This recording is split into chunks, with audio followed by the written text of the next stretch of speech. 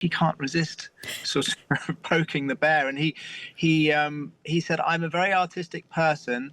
And he said he looked at the North American continent. And as he said this, he sort of put his hands up in the air as if he was almost like tracing it in the air with his hands. Mm-hmm. And he said that it would look so much better if it was one thing. And Carney is sat beside him, you know.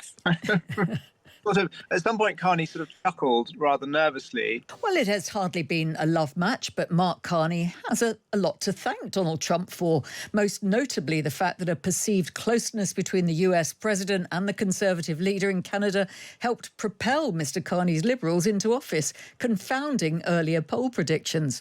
Today, the two men came face-to-face in the White House for the very first time. If I may, as you know from real estate, there are some places that are never for sale. That's true. We're sitting in one right now, you know, Buckingham Palace that you visited as well. That's true. And having met with the owners of Canada over the course of the campaign last several months, it's not for sale, won't be for sale ever. But the opportunity is in the partnership and what we can build together. And we have done that in the past. And part of that, as the president just said, is with respect to our own security.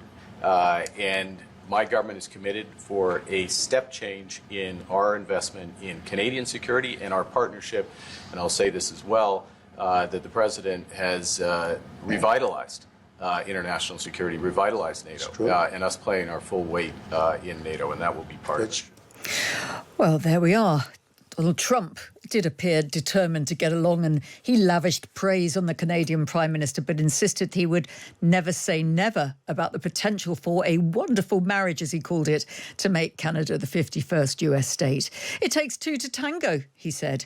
Meaning what exactly? Well, let's ask Will Pavia, our New York correspondent, who's been watching every inch of this meeting. Will, a bit of the tone and the atmosphere, first of all, because this was a big build-up. As I said, you had Mark Carney saying it would be elbows up if America came for Canada. What was it like when the first meeting happened between those two men? You're quite right. I mean, before we saw them together, we saw sort of Carney's big car pull up outside the White House.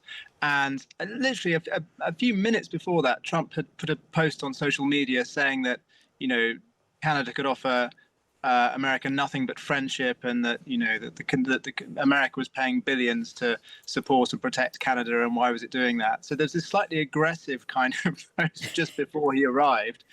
And they shake hands. They look rather friendly. They look relatively, Trump pumped a fist and Carney sort of awkwardly did the same. And then we see them in the Oval Office. And it was a sort of watching Carney at first. He sort of sat silently for a good 5 minutes while Trump spoke about all kinds of other subjects, about the Houthis in Yemen, and about a very big sort of announcement that he had to make. And Carney didn't really get to say a word in edgeways, and that was kind of the story of the meeting. But occasionally he felt that he had to speak clearly, and when he did, he sort of made his point about Canada not being for sale, and that Canada would never be the 51st state. So there was some sort of like minor disagreements, but mostly the tone and the tempo was pretty good, I would say. But did anything of substance emerge? Because of course, it's the 25% tariffs on steel, aluminium, cars, vehicle parts, Canada, and the trading relations with the American people. That's been an issue for a while now under Donald Trump. Any news on that at all? Not really. I mean, we heard Trump talking about the deal that was brokered in his first administration, and he sort of criticized one of Carney's colleagues who was responsible for sort of negotiating that deal, Chrystia Freeland. And Carney looked a little bit awkward, and he sort of sat there with his sort of lips locked together and kind of sort of seemed like he wanted to say something, but he couldn't get a word in. And eventually he sort of came back and sort of countered that. And Carney sort of said that the deal between America and the United States had been done, and that they would be building on top of that. So there's a little bit of substance there, where he sort of suggested that American tariffs had used some leeway that was allowed within that deal, and now they would, be sitting down to sort of talk about what else could be done and possibly a new deal. But it was all very, very vague otherwise. And Trump sort of said, we're just going to be talking about this in the next couple of days. And of course, made his comments about how he thought that the boundary line between America and Canada was sort of an artificial one. Yeah, talking about himself being a real estate developer. Get rid of that line. Yeah.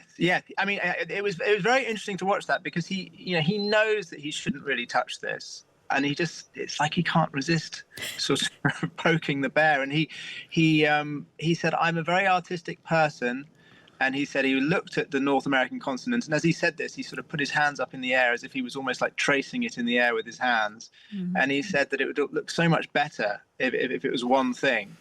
And Carney is sat beside him, sort of, at some point, Carney sort of chuckled rather nervously, but otherwise, I mean, Carney just sort of held his ground without really saying anything, except whenever he was given a sort of a chance to speak, he would really sort of contradict Trump. Well, I suppose it was more cordial than we could have expected at first. Donald Trump, you said, was dominant throughout and talking on a range of issues. But he also talked about a very big announcement coming up. Do we know what that is? Because he refused to go into any detail when he was asked there. No, we don't. I mean, he said that it would be an announcement that would be made just before he went on a trip to the Middle East, either at the end of this week or early next week. And he said he'd make it from the Oval Office. He would get all the press back in. He said it would be a huge deal, and it'd be one of the most important things that he'd announced in several years. And there was quite a funny moment after that where he sort of finally let Carney speak, and Carney said, "I'm on the edge of my seat, Mr. President." And everyone kind of laughed, and Trump slapped him on the knee. So Carney, I mean, he's got a very dry sense of humor, and he's fairly charming. I mean, he's obviously known as this sort of rather grey, sober economist and central banker, but he's fairly quick-witted, and he, I would say, borrowed a little bit from the sort of President Macron and Keir Starmer kind of playbook of he did compliment Trump, and he said, you're helping secure the world order, and you're revitalizing international relations. And he sort of, Trump seemed rather pleased with all of that. And Trump also made a reference when they were having one of their little sort of disagreements about whether or not Canada should continue as an independent nation. Trump at some point said something along the lines of, we won't always agree. And then he said, he made a reference to his disastrous meeting with Zelensky. He said, we had another meeting here that was a blow up. And, this is very friendly in comparison. Well, maybe people are learning the playbook of how to handle Donald Trump. Will Pavia, thank you very much to come, and more to come, of course, on that story. We'll be keeping eyes across any further word from either of these two men after that meeting. We think that the big announcement might be something ahead of the Middle East trip that Donald Trump is hoping to make. Of course, there's lots of things in the air with Israel and Gaza as well at the moment. So we'll keep an eye on that. And if we can bring you any more detail, of course, we will.